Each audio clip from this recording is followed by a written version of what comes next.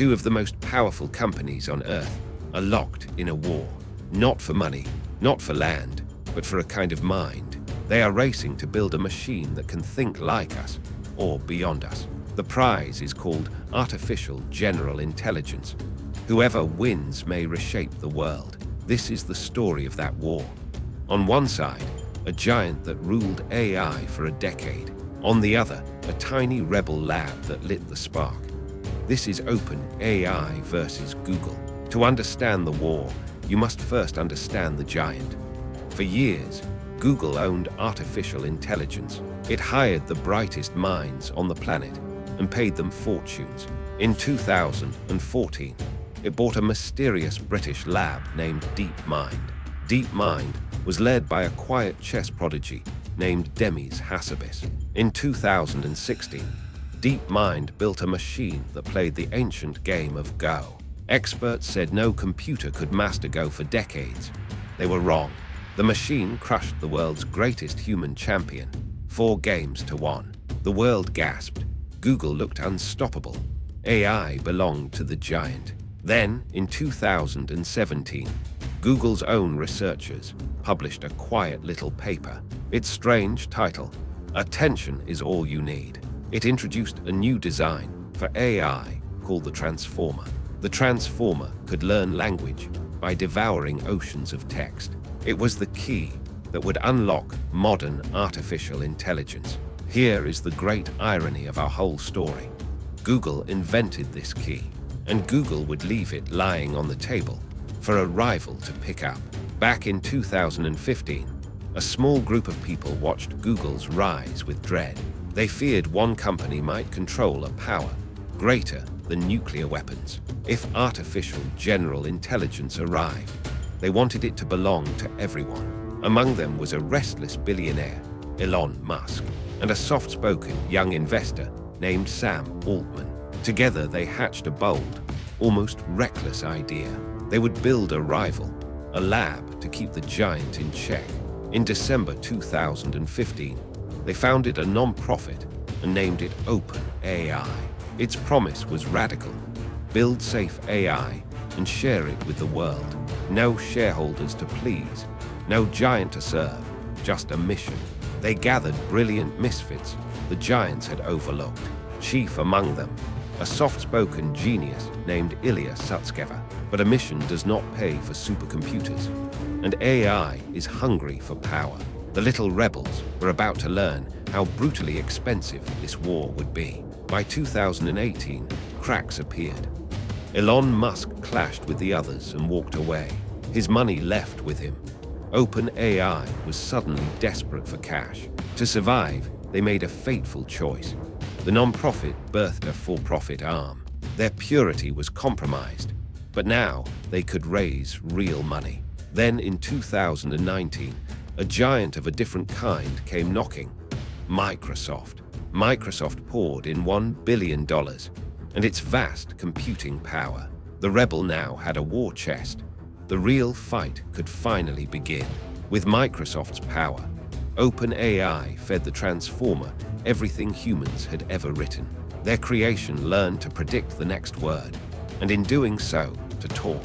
They called these creations GPT. The first versions were clumsy but astonishing. In 2019, GPT-2 could write so convincingly they feared to release it. Too dangerous, they warned. The world barely noticed. Then in 2020 came GPT-3, vastly bigger, vastly smarter. It could write essays, code, and poetry. Developers whispered that something had changed, but it was still hidden behind a wall, known only to insiders. Not for long.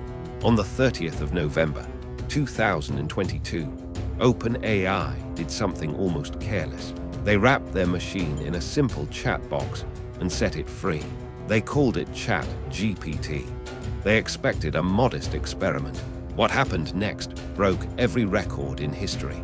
People typed to it, and it answered like a person. The world lost its mind. In just 5 days, 1 million people signed up. In 2 months, 100 million. The fastest growing app ever made. The quiet little rebel had just fired a shot heard around the world. Far away, inside the giant, alarms began to ring. Google had the technology first, but it had been too cautious to release it. Now a rival was eating its lunch, using Google's own invention. Google's boss, Sundar Pichai, declared an internal emergency. A code red. The founders themselves, long retired, were called back into the fight. The sleeping giant had finally woken up, and it was furious. Google would answer, but its first blow would land on its own foot. In early 2023, Google rushed out its own chatbot, named Bard. At its grand public reveal, Bard was asked a simple question, and in front of the whole world, it gave a confidently wrong answer. The mistake was small. The humiliation was enormous. In a single day, investors erased $100 billion from Google's value. The giant looked slow, clumsy, and afraid. The rebel looked unstoppable. But never count out a giant with endless money and the world's best scientists. Google made a drastic decision. It fused its two great AI labs into one. Google Brain and DeepMind became a single weapon. Google DeepMind, the quiet chess prodigy, Demis Hassabis, was handed command of it all. The giant stopped panicking and started planning. This would be total war. It would take months. But behind the walls, a monster was being built. Meanwhile, the rebel was about to reach a terrifying new height of power. In March 2023, OpenAI unveiled its masterpiece, GPT-4. It could pass exams, reason, and see images. It felt almost eerie.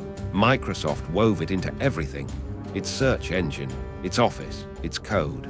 Suddenly, the rebel's brain was inside millions of workplaces overnight. Money and users flooded in. OpenAI's value soared into the tens of billions. Sam Altman became the face of the entire AI age. He was celebrated as a visionary. And then, almost overnight, he was fired. In November 2023, OpenAI's own board suddenly ousted Sam Altman. They said, cryptically, that he had not been fully honest with them. The tech world erupted in disbelief. The golden company was tearing itself apart. Then nearly every single employee threatened to quit and follow him. Microsoft offered to hire them all on the spot. Facing total collapse, the board surrendered.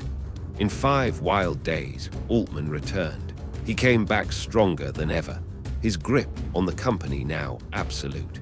As the rebel bled and healed, the giant finally swung its great hammer. In December 2023, Google revealed its champion, Gemini. Gemini was built to see, hear, and reason across text, images, and sound. It ran on Google's own custom chips, a weapon the rebel could not match. Google had oceans of data, search, video, maps, billions of users. Slowly, version by version, Gemini clawed its way back toward the top. The war was no longer a rout. It had become a brutal, even fight. By 2024, the battle shifted. Speed was no longer enough. Now they raced to make AI think. OpenAI revealed models that paused, reasoned, and solved problems step by step. Google answered with models that could hold entire books in their memory. Each giant leapt ahead, then the other leapt further. Month after month, they began building AI agents that could act, not just answer. The machines were creeping closer to that ultimate prize, true general intelligence, and the whole world was now the battlefield. This war burns money like no war before it. Training a single top model can cost hundreds of millions of dollars.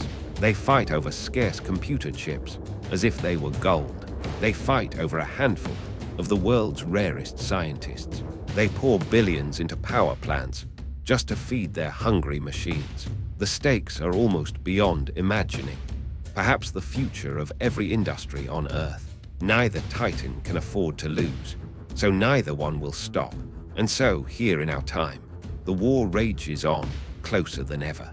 One quarter, the rebel surges ahead with a stunning new model. The next, the giant strikes back and reclaims the crown.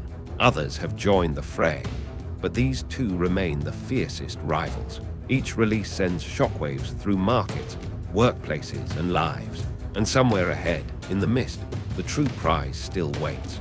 Whoever reaches it first may hold the most powerful tool humanity has ever built. It is easy to see this as a simple duel between two hungry companies. But step back, and something larger comes into view. Their rivalry has poured a fire hose of genius into the world in just a few years. Tools that were science fiction are now in a billion pockets. Maybe the fiercest rivalries are what drag the future toward us faster. So perhaps the real winner of this war is not a company at all. Perhaps, if we are wise and lucky, the real winner is us. The war is far from over, and its greatest chapters have not yet been written. Thanks for watching.